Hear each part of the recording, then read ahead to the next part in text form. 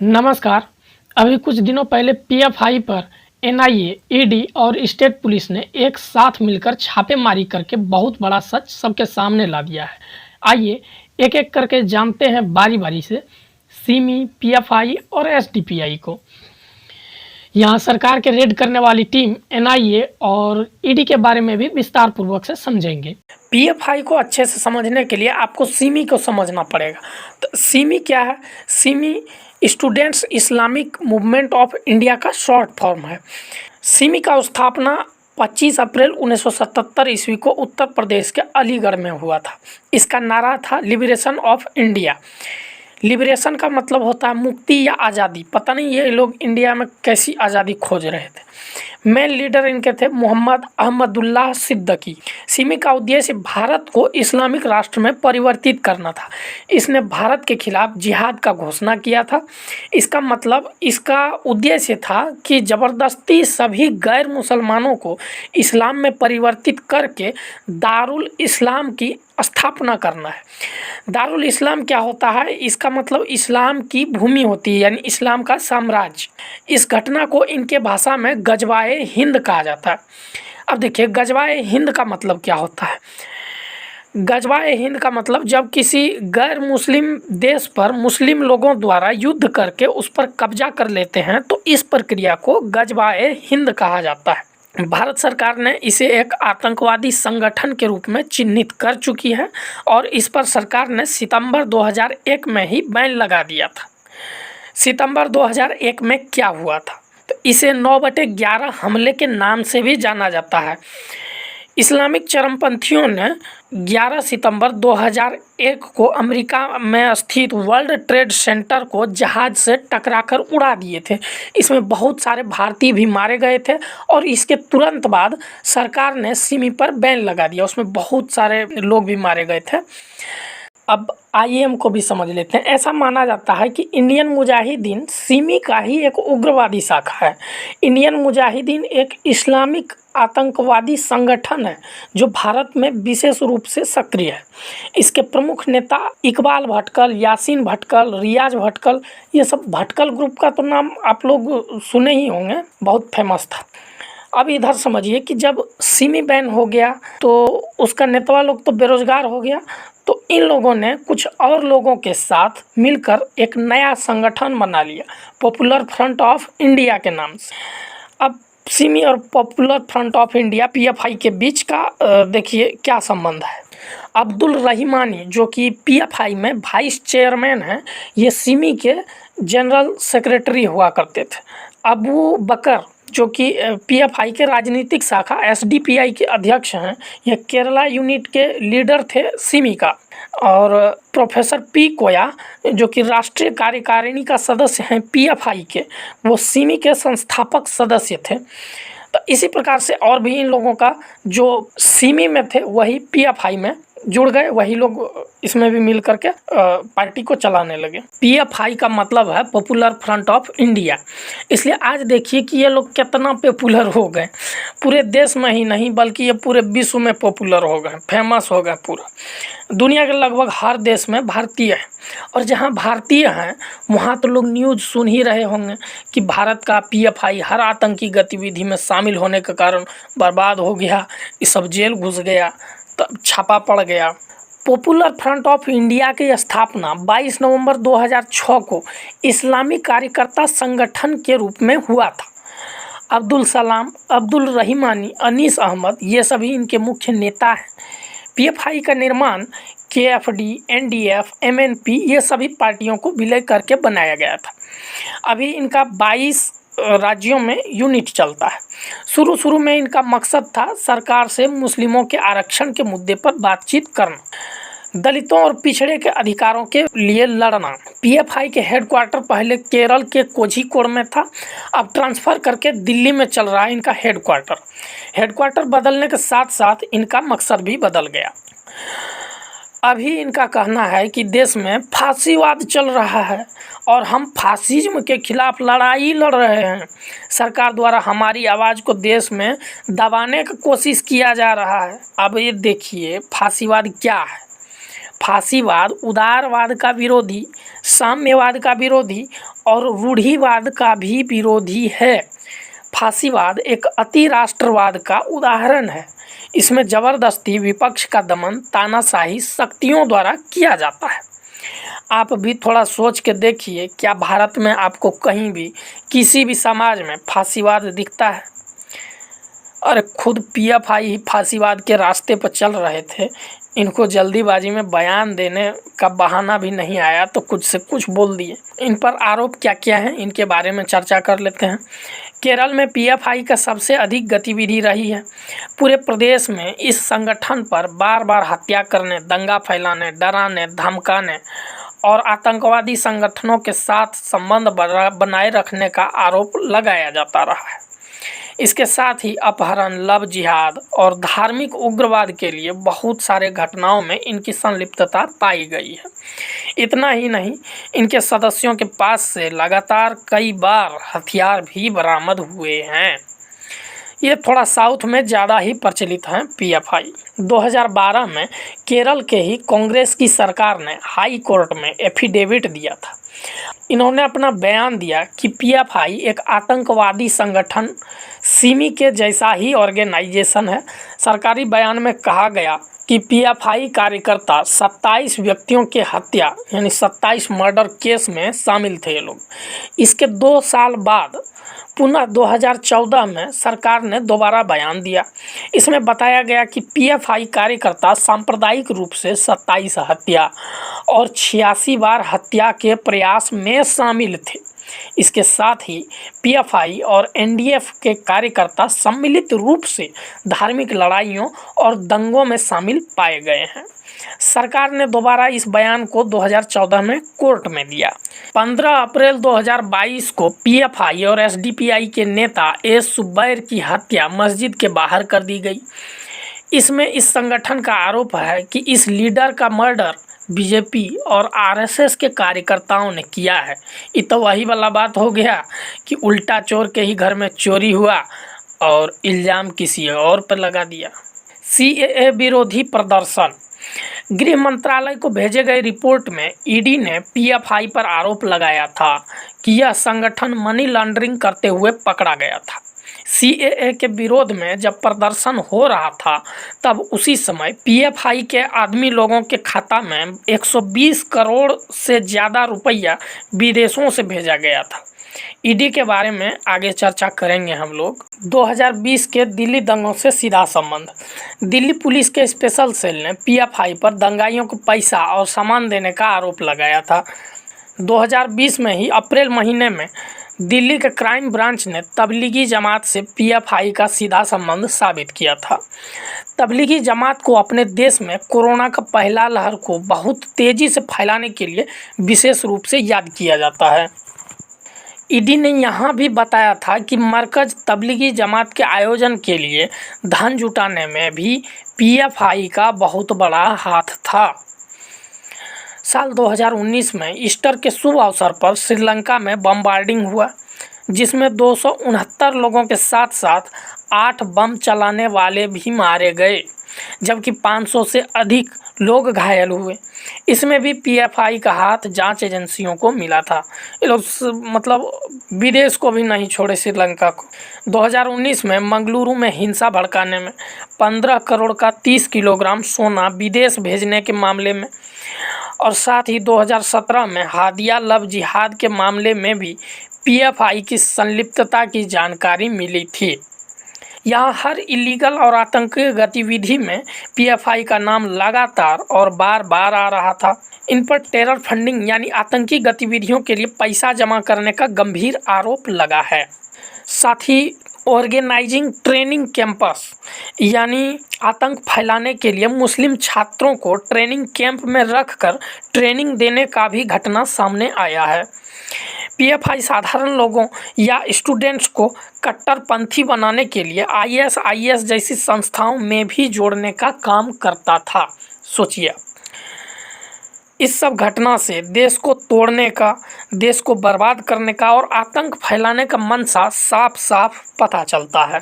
हमारी जांच एजेंसियों को भी इनके खिलाफ सबूत जुटाने में काफ़ी ज़्यादा दिक्कत होता है, क्योंकि ये पीएफआई अपने मेंबर्स का कोई लिस्ट या रिकॉर्ड नहीं रखता अपने पास। कोई कुछ गैरकानूनी या आतंकी गतिविधि करते हुए पुलिस को पकड़ाया भी तो ये संगठन मानता ही नहीं था कि वो मेरा मेंबर है। कोई सबूत छोड़ा ही नहीं है, तो कुछ रखबे न करता रिकॉर्ड अपना पास, कैसे इल्ज़ाम लगा देगा कोई। ठीक पाकिस्तान वाला कहानी है कि सब कांड करके बाद में कह देता है कि हमको नहीं पता, हम इसको नहीं जानते हैं, ये झूठ बोल रहा है।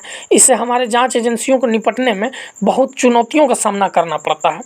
साल 2013 में केरला सरकार ने पीएफआई को अखबार में एडवर्टाइजमेंट देने से बैन कर दिया था। इस पर सरकार ने हाई कोर्ट में बयान दिया कि ये लोग राज्य में धार्मिक हिंसा भड़काने में आगे रहते हैं।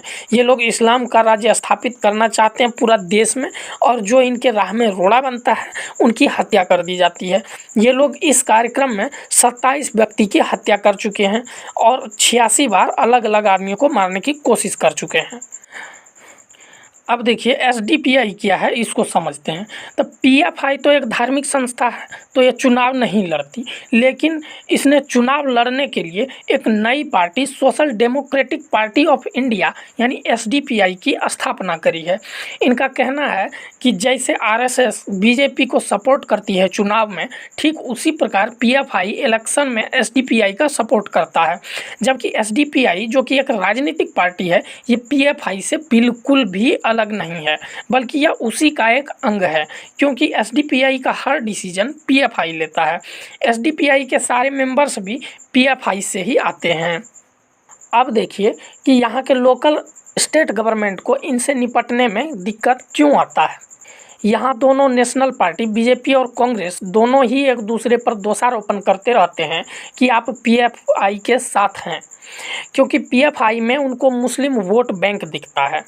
बीजेपी कहती है कांग्रेस को कि तुम मुस्लिम्स के वोट के लिए पीएफआई का साथ देते हो, तो वहीं कांग्रेस बीजेपी पर एलिगेशन लगाती है कि तुम्हें पीएफआई से ज़्यादा फ़ायदा मिलता है, क्योंकि पीएफआई तो एसडीपीआई का सपोर्ट करती है, इसलिए मुसलमानों का वोट कांग्रेस और एसडीपीआई में बंट जाता है, जिससे बीजेपी जीत जाता है। दोनों एक दूसरे पर पीएफआई से फ़ायदा होने का इल्ज़ाम लगाते रहते हैं।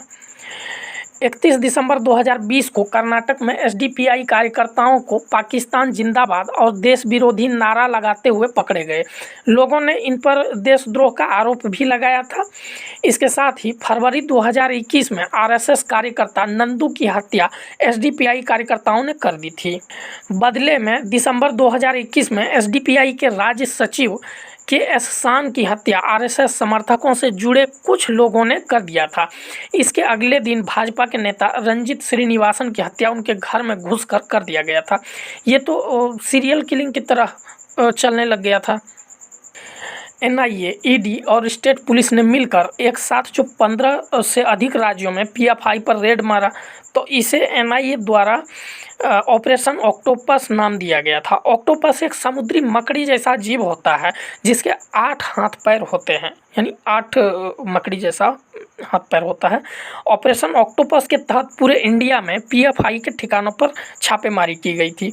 हालांकि इसके खिलाफ पीएफआई ने विरोध प्रदर्शन भी किया, कहीं कहीं हिंसक प्रदर्शन भी किया, तो कहीं देश विरोधी नारा भी लगाए। महाराष्ट्र के पुणे में कुछ पीएफआई कार्यकर्ताओं ने पाकिस्तान जिंदाबाद के नारे लगाए।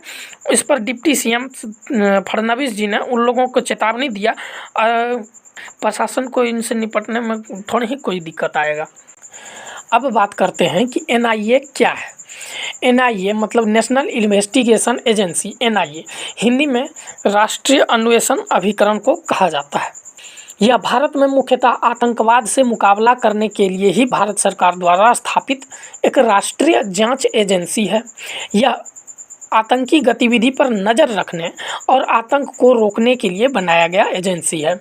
एनआईए किसी भी राज्य में राज्य सरकार के अनुमति के बिना ही आतंकी संबंधी गतिविधियों को निपटाने का पावर रखता है। इसको स्टेट गवर्नमेंट से परमिशन लेने का कोई ज़रूरत नहीं होता है। वहीं सीबीआई को स्टेट गवर्नमेंट अलाउ करती है, तभी वह राज्य के अंदर इन्वेस्टिगेशन कर सकती है। हालांकि राज्य पहले से ही परमिशन दे के रखते हैं इनको। एनआईए एनआईए को राष्ट्रीय जांच एजेंसी विधेयक 2008 के लागू होने के बाद बनाया गया।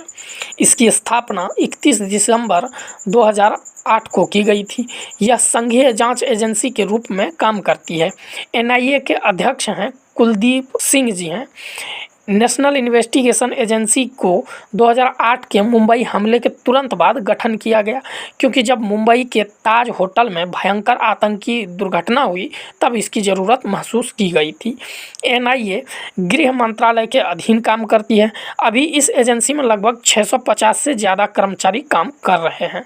इसका हेडक्वार्टर दिल्ली में है। इसके क्षेत्रीय ऑफिस अलग अलग जगह जैसे कि हैदराबाद, गुवाहाटी, लखनऊ, मुंबई, कोलकाता, जम्मू और भी कई सारे शहरों में है। एनआईए आतंकी गतिविधियों का अंतर्राष्ट्रीय स्तर पर भी जांच करता है। इसका सबसे बड़ा उद्देश्य है कि भारत में आतंकी संगठनों को नष्ट करना जो अपने देश में सक्रिय हैं। इसमें अफसर सब भारतीय पुलिस सेवा, state police, CRPF, BSF, Indo Tibet police, ये सभी के लिए जाते हैं। एनआईए के आतंकवाद के बाद और भी काम है, जैसे कि देश के संप्रभुता, सुरक्षा को बचाए रखना, भारत के अखंडता, साथ ही राज्य की सुरक्षा को खतरा पहुंचाने वालों को भी पकड़ता है। इन सब गैर कानूनी धंधों में जो संलिप्त पाए जाते हैं उनके खिलाफ केस बनाकर मुकदमा चलाने का भी अधिकार है एनआईए को। इसके साथ ही अंतर्राष्ट्रीय संधि यानी इंटरनेशनल ट्रीटी जो होता है, समझौतों को लागू करवाना, संयुक्त राष्ट्र के भी प्रस्ताव को लागू करवाना, ये सब काम एनआईए के अधिकार में होता है। मोदी जी के सरकार ने साल 2019 में एनआईए संशोधन बिल पास किया। इससे इस जांच एजेंसी को और अधिक अधिकार मिल गए हैं। अब यह एटॉमिक एनर्जी की भी जांच कर सकती है, यानी किसी प्रकार के परमाणु बम संबंधी आतंकी कार्यों की जांच कर सकती है। इसके साथ ही मानव तस्करी, जैसे कि बच्चा बुतरू या लड़की लोगों का अपहरण करके बेच लेता है कोई लोग, बहुत बेकार होता है। जाली नोट, खतरनाक हथियारों के निर्माण और बिक्री, साइबर क्राइम यानी इंटरनेट के थ्रू फैलाने वाला आतंकवाद, अवैध गोला बारूद वगैरह का जांच कर सकता है एनआईए। एनआईए के जो ऑफिसर हैं उन्हें भी अन्य पुलिस ऑफिसर के समान ही अधिकार मिले हुए हैं। संशोधन के बाद यह खुफिया एजेंसी विदेशों में भी भारतीय नागरिकों के खिलाफ अपराधों की जांच कर सकती है। एनआईए किसी मामले की सुनवाई के लिए स्पेशल कोर्ट बनवा सकता है और इसका गठन हाई कोर्ट करता है। ऐसे तो सुनवाई में कितना दिन लग जाएगा आपको भी पता है। एनआईए ने अब तक 275 से अधिक मामले सॉल्व किए हैं। एनआईए देश को आतंकवाद से मुक्ति दिलाने में नंबर 1 रहा है, तो कभी विवादों में भी रहा। वर्ष 2007 में हैदराबाद के मक्का मस्जिद में जुम्मा के नमाज के समय बम ब्लास्ट किया गया। इसमें कुल 9 लोगों की मृत्यु हुई। एनआईए के स्पेशल कोर्ट ने 2018 में 5 आरोपियों को बाइज्जत बरी कर दिया। मस्जिद में विस्फोट करने वाले का नाम भी जांच के बाद सार्वजनिक नहीं किया गया। इस घटना के तुरंत बाद जज महोदय रविंद्र रेड्डी जी ने इस्तीफा दे दिया था। पीटीआई न्यूज़ के मुताबिक बीजेपी अध्यक्ष अमित शाह से मिलकर पार्टी में शामिल होने की इच्छा व्यक्त की। हालांकि 1-2 विवाद और भी हैं, लेकिन ओवरऑल एनआईए देश को एकता, अखंडता, संप्रभुता को बचाए रखने के लिए, धर्मनिरपेक्षता को बनाए रखने के लिए अभी महान कार्य कर रही है। आतंकवाद के लिए तो यह जांच एजेंसी लगातार ताबूत का किल साबित हो रहा है। अब देखिए, सीबीआई का स्थापना 1941 में द्वितीय विश्व युद्ध के समय में हुआ, जबकि एनआईए का 31 दिसंबर 2008 में हुआ था। सीबीआई का काम है भ्रष्टाचार, अन्य गंभीर अपराध, किसी संगठन द्वारा हत्या या अपराध का जांच करती है ये एजेंसी। एनआईए का काम है भारत में होने वाले आतंकी गतिविधियों पर नज़र रखना और उनकी जांच करना तथा देश में आतंकी दुर्घटनाओं को रोकना है। सीबीआई के चीफ सुबोध कुमार जायसवाल हैं, जो कि डायरेक्टर पद पर हैं। एनआईए के चीफ कुलदीप सिंह हैं, जो कि महानिदेशक पद पर हैं, आईपीएस पुलिस अफसर हैं। एनआईए के मुख्यतः आतंक रोकने और आतंकियों को नस्ते नाबूद करने के लिए ही बनाया गया है। आतंकियों के बीच एनआईए का एक ही नाम फेमस है, बाप। एनआईए का चर्चा सुनते ही आतंकी सब बोल उठता है, बाप अगिलू रे, कोई बचाओ अब। ईडी क्या है? ईडी यानी इन्फोर्समेंट डायरेक्टर, इसे हिंदी में प्रवर्तन निदेशालय के नाम से भी जाना जाता है। यह भारत सरकार की संघीय जांच संस्था है। ईडी फेडरल लॉ इन्फोर्समेंट के तहत काम करता है। इसके मुख्यालय नई दिल्ली में है।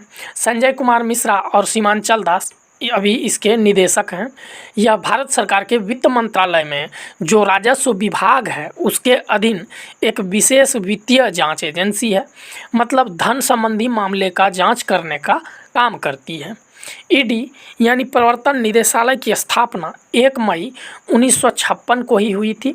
1947 में विदेशी मुद्रा विनिमय अधिनियम यानी फेरा 1947 में नियमों के उल्लंघन को रोकने के लिए प्रवर्तन इकाई का गठन किया गया था। ध्यान रखिए कि 1956 में जब इसका स्थापना किया गया तो यह प्रवर्तन निदेशालय के नाम से नहीं बल्कि प्रवर्तन इकाई के नाम से इसका स्थापना किया गया था। शुरू में यह प्रवर्तन इकाई रिजर्व बैंक ऑफ इंडिया के निरीक्षण में काम करती थी।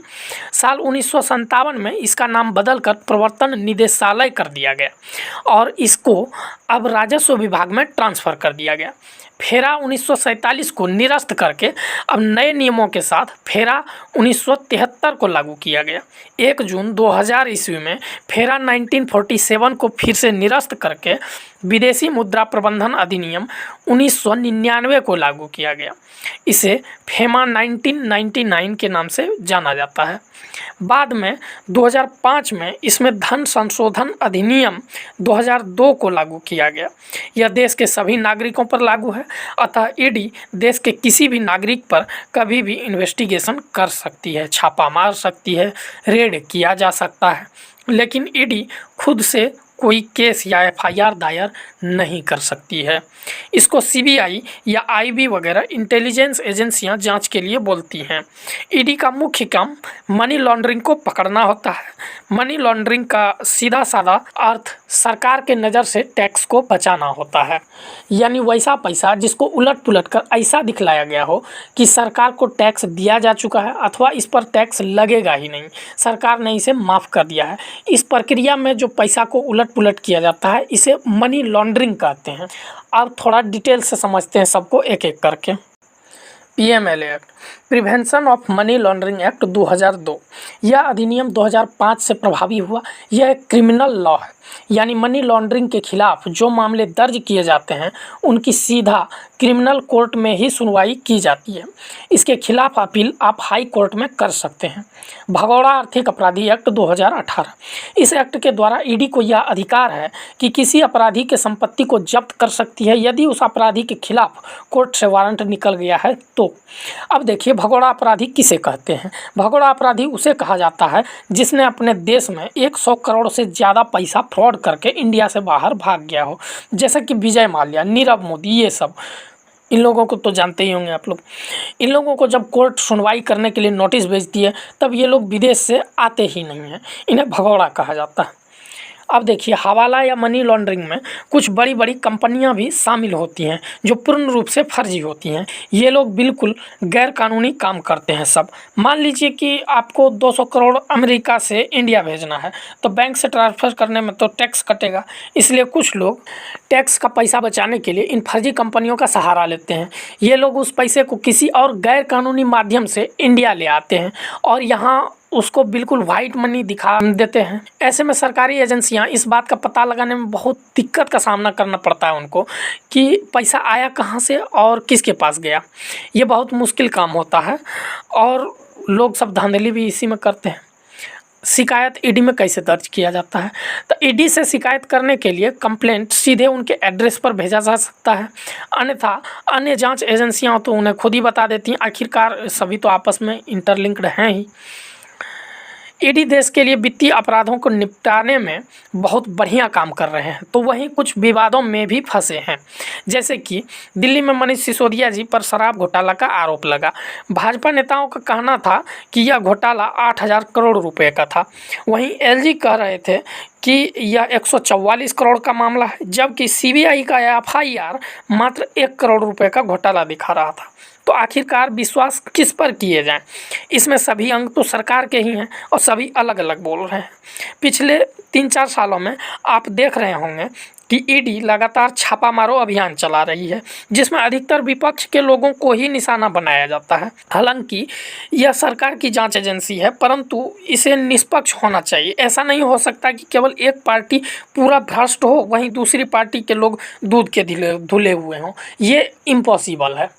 गवर्नमेंट ने पॉपुलर फ्रंट ऑफ इंडिया समेत 5 ऑर्गेनाइजेशन को 5 सालों के लिए बैन लगा दिया है। यह एनआईए और ईडी की संयुक्त रूप से पूरे देश में सबसे बड़ी रेड थी। लगभग सभी राज्यों में छापेमारी की गई। कुल 270 पीएफआई लीडर्स को गिरफ्तार किया जा चुका है और रेड अभी भी जारी है। इसमें सरकार के द्वारा लागू किया गया यूएपीए एक्ट के तहत कार्रवाई की जा रही है। यह एक एंटी टेरर एक्ट है। इसको बैन करने का decision ministry of home affairs यानी गृह मंत्रालय द्वारा लिया गया और पीएफआई समेत 5 ऑर्गेनाइजेशन को 5 सालों के लिए बैन किया गया है। देश के आंतरिक सुरक्षा के लिए इनको बहुत बड़ा खतरा समझा जा रहा था। पीएफआई ने अपने 4 डिपार्टमेंट बनाए थे। इन सभी का काम पीएफआई के द्वारा ही डिसाइड किया जाता था। देखिए, किसी भी देश में धार्मिक लड़ाई नहीं होना चाहिए। यदि सरकार किसी भी धर्म के सपोर्ट में हो जाएगा तो राष्ट्र बर्बाद हो जाएगा। दुनिया के इतिहास को उठाकर देख लीजिए, जो देश भी किसी धर्म के पीछे भागा है वह एक न एक दिन बर्बाद हुआ है। सम्राट अशोक महान शासक ऐसे ही नहीं बने थे। उन्होंने समझा था मानवता को, बौद्ध को भी सपोर्ट किया, उन्होंने जैनियों को भी विवाद को सुलझाया, हिंदू पुजारियों का भी कभी दिल नहीं दुखाया। इन सब सांप्रदायिक हिंसा से देश बहुत पीछे चला जाता है, विकास नहीं हो पाता है। आतंकवाद का कोई धर्म नहीं होता, बल्कि यह इंसानियत के खिलाफ होता है। पीएफआई को उत्तर प्रदेश, मध्य प्रदेश तथा कई अन्य राज्यों ने बैन की मांग बहुत भी पहले ही कर चुके हैं वो लोग। झारखंड ने तो इसे राज्य स्तर पर बैन भी कर दिया था। सूफी इस्लामिक बोर्ड, जो कि मुसलमानों के एक संगठन है, इन्होंने पीएफआई के बैन की मांग बहुत पहले ही कर दिया था। इन्होंने तो एडवाइजरी जारी करके मुसलमानों को पीएफआई से दूर रहने के लिए भी कहा था। सूफी इस्लामिक बोर्ड के मुताबिक पीएफआई इस्लाम को बदनाम करने वाला एक कट्टरपंथी संगठन है। सूफी मुसलमान बहुत शांतिप्रिय लोग होते हैं वो सब।